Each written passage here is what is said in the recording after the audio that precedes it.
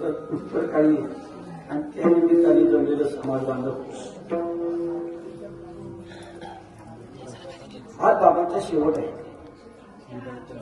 2 मुली 3 मुली असा मोठा परिवार. इथे आल्याच्या नंतर माधवरी थोडीशी माहिती सांगितली बाबांच्या बद्दल. नोकरी केलं नाही, एक थोडासा व्यवसाय केला,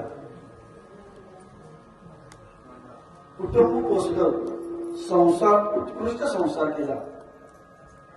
संत महात्मे असे म्हटले संसार करू नका असं सांगितलंय. असुरोनी संसारी शास्त्र सुखी करावा संसार संडावी निवार दया क्षमागर सोजैत येतील. संसार करत असताना अंतःकरणामध्ये दया असावी, नम्रता असावी. भजन केलं, कीर्तन केलं म्हणजे परमार्थ नाही. तो कीर्तन करतोय पण तो चांगला वागत आहे, उपयोग काय. तो संसार करतोय पण तो देवासारखा वागतोय, तो देवच. ज्याने माणुसकी जपली त्याला माणसं जपायला शिकलं पाहिजे. रावणाला बिभीषणासारखा भाऊ घेतला होता, तो जपता आला नाही. हिरण्यकशिपूला प्रल्हादासारखा मुलगा भेटला होता, जपता आला नाही. कैकेयीला भरतासारखा मुलगा मिळाला, जपता आला नाही. माणसं जपली पाहिजे.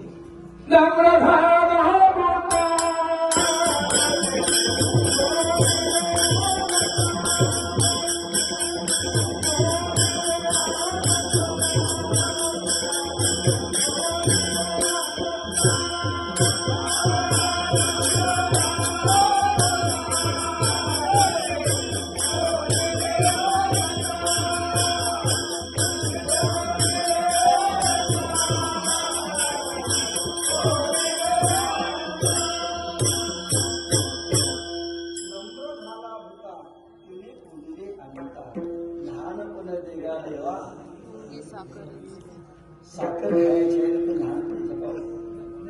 हे बाबाने आयुष्य काढलं पण तू माणसं जपली. दुःख म्हणतात पहिल्यासारखी माणसं नाही राहिली.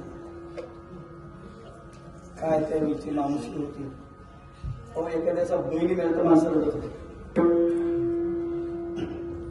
आता भाऊ गेला तर त्याला दुःख होत नाही. हा माणसाचा दोष नाही, हा माणसं तीच. काळ बदलला, काळांचा त्याच्यावरती प्रभाव पडला. जसा जसा काळ बदलत चालला माणसं बदलत चालली.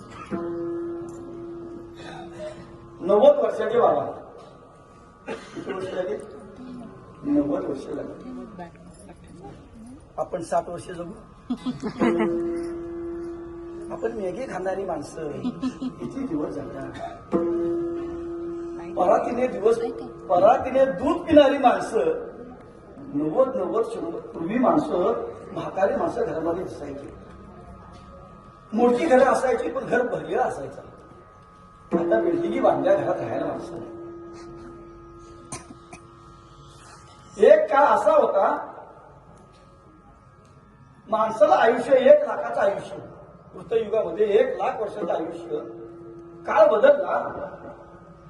त्रेतायुग आलं जिथं 1 लाख 60 हजार वर्ष तपश्चर्या केली लोकांनी. काय बदलला? जिथे 1 लाख वर्षाचं आयुष्य होतं 10,000 होत्या.